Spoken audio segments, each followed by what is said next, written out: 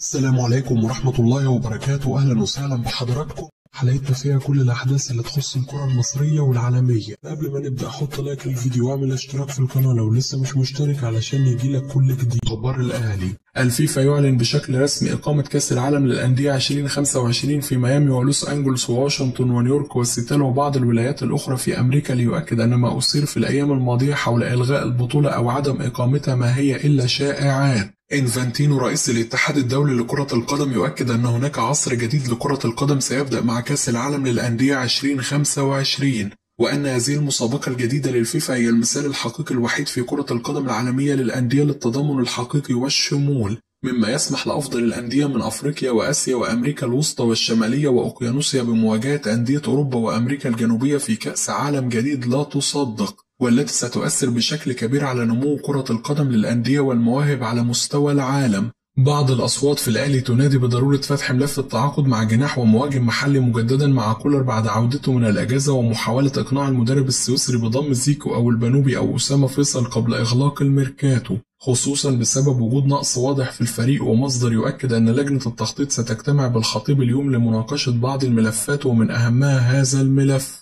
الأهلي ينتظر التأكد من حجم إصابة محمد هاني بإخضاع اللاعب لأشعة جديدة اليوم، بعدما أكدت الأشعة التي خضع لها في الرياض معاناته من جزع في الرباط الداخلي للركبة. ما يحدث على الصفحة الرسمية لنادي الزمالك منذ فوز الفريق الأبيض بالسوبر الأفريقي على حساب الأهلي يؤكد أن الخطيب أخطأ خطأ كبير جدا حينما وضع يده في يد حسين لبيب رئيس نادي الزمالك. مصدر بالأهلي يؤكد أن هناك حالة تحفظ كبيرة تسيطر على الكابتن محمود الخطيب ولجنة التخطيط بسبب إصرار كولر على منح الفريق راحة أسبوع كامل بعد السوبر بدلا من الدخول معهم في معسكر مغلق للاستعداد بشكل جيد لبطولة السوبر المصري ومباراة العين الإماراتي. مصدر بالأهلي يؤكد أن هناك عقوبات وقعت بالفعل على اللاعبين بعد الخسارة في السوبر الأفريقي، ووصلت لخصم 400,000 جنيه من عقود البعض، لكن ما أثير عن خصم نصف شهر من راتب كولر ليس له أي أساس من الصحة. سامي قمصان يطالب إمام عاشور ومروان عطية بالتركيز مع الفريق والحد من ظهورهم في الأماكن العامة والحفلات مع زوجاتهم تماما، وبالأخص مع مصمم الأزياء، وذلك بعدما تسببوا للنادي في حرج كبير وجعلوا الجميع سواء من نجوم سابقين للفريق أو جماهير أو إعلام الحديث عن وجود انفلات في الفريق. أحمد شوبير يؤكد لإمام عاشور بأن عمر اللاعب في الملاعب ليس طويل، وأنه لابد أن يجتهد ويبذل أقصى مجهود لديه وأن لا يعيش على ما فعله سابقا. سامي قمصان يحذر لاعبي الأهلي من الرد على الانتقادات القوية التي يتعرضون لها منذ خسارة السوبر، ويؤكد لهم أن الرد لابد أن يكون في الملعب في مباريات السوبر المصري. تقارير صحفية تؤكد أنه لو كان نجح الأهلي في الفوز بالسوبر الأفريقي كان سيحصل على مكافأة مالية خاصة بقيمة 2.5 مليون دولار من موسم الرياض بخلاف مكافأة الكاف. أحمد شوبير ينتقد بشدة رامي ربيعة وعمر كمال عبد الواحد بسبب احتفالهم في ركلات الترجيح، ويؤكد أنه لم يرى هذه الأمور في الأهلي من قبل. والثنائي يؤكدون أنه لم يكن هناك أي نية للسخرية من الزمالك، والدليل أنهم ظهروا في جلسة التصوير التي تمت قبل سفر الفريق للقاهرة بنفس الاحتفال. محمد مجدي قفشة يكذب مدحت شلبي وينفي ما أثير عن تقديمه شكوى ضد إمام عاشور للكابتن سامي قمصان، ويؤكد أنه لم يشتبك مع إمام عاشور مثلما يصور البعض، وأنه كان يطالب إمام فقط بعدم الرد على استفزازات جماهير الزمالك له ودونجا وبعض أفراد الجهاز الإداري للفريق الأبيض خوفا على مصلحة زميله، وأنه هناك علاقة ود واحترام متبادل بينه وبين جميع زملائه. ياسين حافظ شقيق زوجة إمام عاشور ينضم لقطاع الناشئين بالنادي الأهلي في شهر أكتوبر بعد رحيله عن الزمالك. مجدي عبد الغني يؤكد أن المدافن التي وجد فيها عمل لمؤمن زكريا لم يذهب لها منذ 38 عام تقريبا، وأنها مدافن عائلة القديمة وليس له علاقة بها منذ وقت طويل، وأنه قرر ملاحقة كل من وجه له تلك الاتهامات الخطيرة. جهات التحقيق في مصر تفتح تحقيق موسع لمعرفة حقيقة ما أثير عن العمل الذي وجد في تراب عائلة مجدي عبد الغني، ويخص مؤمن زكريا لاعب الأهلي السابق ومرضه. مؤمن زكريا يرفض الرد على اتصالات الصحفيين والقنوات التلفزيونية والحديث عن العمل الذي وجد في مقابر عائلة مجدي عبد الغني، ويكتفي بقول حسبي الله ونعم الوكيل.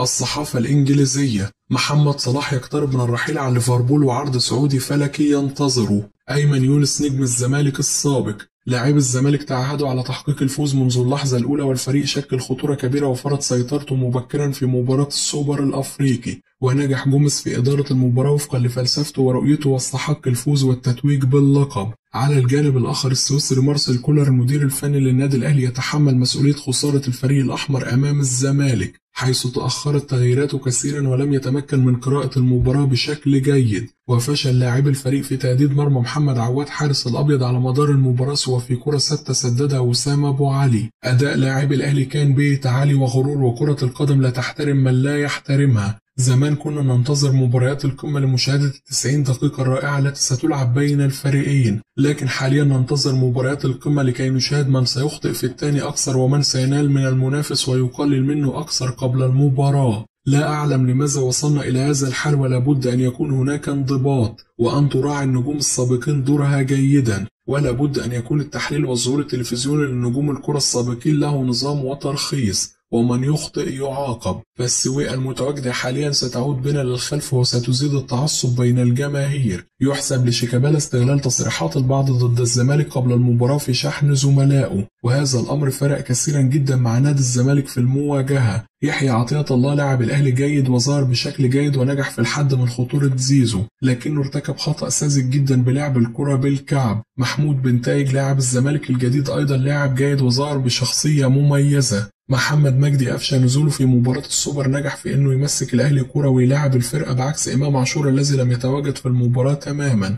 الأخير كان عايش مع نفسه في المباراة، وأعتقد لو كان تواجد أفشى من بداية المباراة لكان فرق مع الأهلي كثيرا. ياسر ريان نجم الأهلي السابق. الزمالك لعب مباراة السوبر الأفريقي بأداء رجولي وروح ويستحق الفوز على الأهلي، وكولر في هذه المباراة كان أوت، لم يكن موجود في المباراة مطلقا، ولاعبي الأهلي لم يظهروا أي روح ولم يستغلوا تقدمهم في المباراة ويستحقون الخسارة بلا شك. الحديث قبل المباراة بأن الأهلي أفضل وله الأفضلية في الفوز جعل البعض يدخل المباراة ويظن أن الأمور سهلة وأنه سيفوز باللقاء في أي وقت، ولم يكن هناك احترام للمنافس ولا قدراته. ظهور لاعبي الأهلي على مواقع السوشيال ميديا مع زوجاتهم في الحفلات وافتتاحات المطاعم يوميا أكثر شيء سلبي في الفترة الأخيرة، ولا بد من وجود قرارات تجاه هؤلاء اللاعبين، فلم يكن الأهلي يوما هكذا. ماذا حدث؟ نصحت إمام عاشور عدة مرات وقلت له الأهلي سندك وجماهيره دعمتك كتير، امتى هتساعد انت الفريق؟ لابد أن يقف اللاعب مع نفسه. الخسارة في كرة القدم واردة، ولكن الخسارة في ظل توفير الإدارة للاعبين لبن العصفور أمر غريب، خاصة أنها جاءت أمام نادي الزمالك الذي يعاني من مشاكل عديدة. عبد الله السعيد 39 سنة وكان واحد من أهم نجوم المباراة، وهذا شيء يحسب له. يحيى عطية الله لاعب جيد جدا، ولكن واضح أن وزنه تقيل جدا، وواضح أيضا أن هناك فرق كبير بينه وبين علي معلول.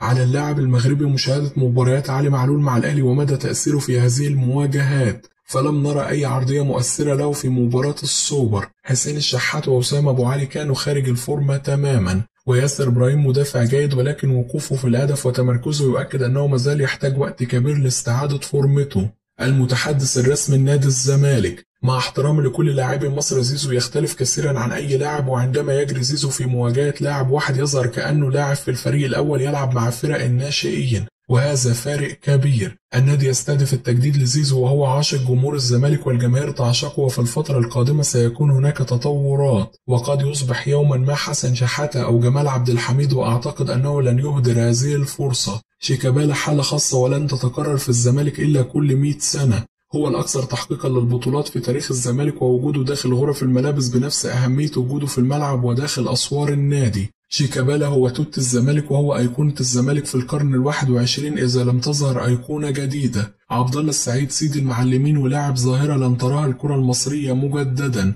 حافظ على مستوى ثابتا لمدة 20 عام. لعب عبد الله السعيد 90 دقيقة أمام الأهلي، وأتحدى أي لاعب يبلغ من العمر 20 سنة أن يلعبها بمثل هذه الكفاءة. عبد الله رد على الجميع، فهو في 39 من عمره ويلعب لمدة 90 دقيقة بمهارة وواجبات دفاعية، وأتمنى أن يستمر في الملاعب لعدة سنوات قادمة، وأراه قادر على ذلك. حمزة المسلوسي مثل قطعة ذهب قيمتها تزيد يوما بعد يوم، والألماظ يظل يلمع مهما حدث. أخطأه قليلة رغم تغيير مركزه، وهو أفضل مدافع في مصر في آخر سنتين مع احترامي لكل المدافعين الآخرين.